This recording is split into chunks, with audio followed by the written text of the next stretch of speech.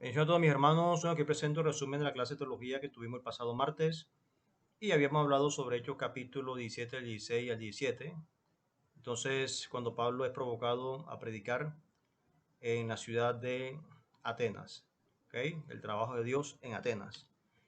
Entonces, básicamente Atenas era una ciudad intelectual, una ciudad donde había mucho estudio y básicamente Pablo le tocó predicar aquí. Habían varios filósofos, estaban los epicúreos, los estoicos también. El término epicúreo significa que es un filósofo griego llamado Epicuro de Samos, y también los estoicos, fundados por el filósofo Zenón de Sitio, que quiere decir, el término estoico quiere decir pórtico pintado. Los epicúreos persiguieron el placer como el propósito principal en la vida y valoraron más que nada el placer de una vida pacífica, libre de dolor, pasiones perturbadoras y miedos supersticiosos, incluido el miedo a la muerte. Ellos no negaron la existencia de dioses, pero creyeron que no tenía nada que ver con el hombre. Los estoicos eran panteístas, que daban mucha importancia a la sinceridad moral y al gran sentido del deber. Ellos cultivaron un espíritu de orgullosa dignidad y pensaban que el suicidio era mejor que llevar una vida indigna. Los estoicos creían que todo era Dios y que Dios estaba en todo, así que creían que todas las cosas buenas o malas eran de Dios y por lo tanto nada debía ser resistido, y creían que no había ninguna dirección en particular o destino para la humanidad.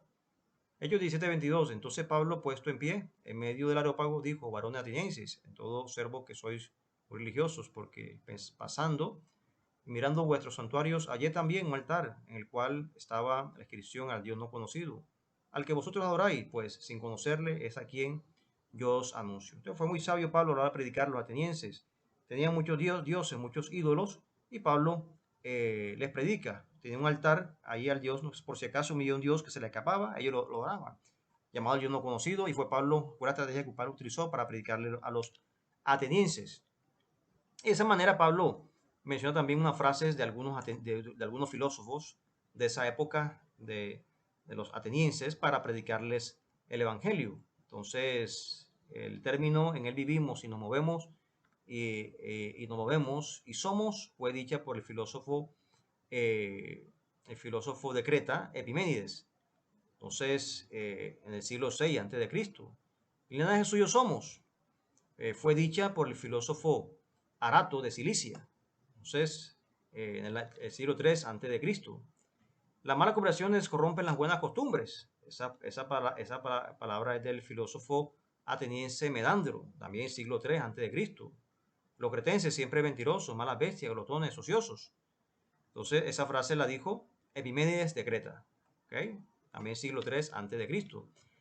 Pablo no citó a estos hombres porque eran profetas o porque todas sus enseñanzas eran sobre Dios. Él los citó porque estas palabras específicas reflejaban una verdad bíblica. El usarlas podría construir un puente a su audiencia pagana. Colosenses 2:8. Mirad que nadie os engañe por medio de filosofías y huecas sutilezas, según las tradiciones de los hombres, conforme a los rudimentos del mundo y no según Cristo. Hay una filosofía que es buena, porque la Biblia también tiene filosofía, encaminada a la palabra de Dios, pero hay una filosofía que también se aleja de Dios. Entonces hay que discernir el tipo de filosofía que estudiamos. La filosofía en sí no es mala. El problema es cómo se enfoque, cómo se contextualiza como tal. Básicamente la palabra filosofía viene del griego, que es filo, amor, y sofía, sabiduría. Amor a la sabiduría es básicamente la etimología. Pero sabemos que aquí es la sabiduría de Dios, no la sabiduría humana. Bien, mis hermanos, y la próxima clase vamos a hablar sobre el idealismo alemán. Que mi Dios santo les bendiga.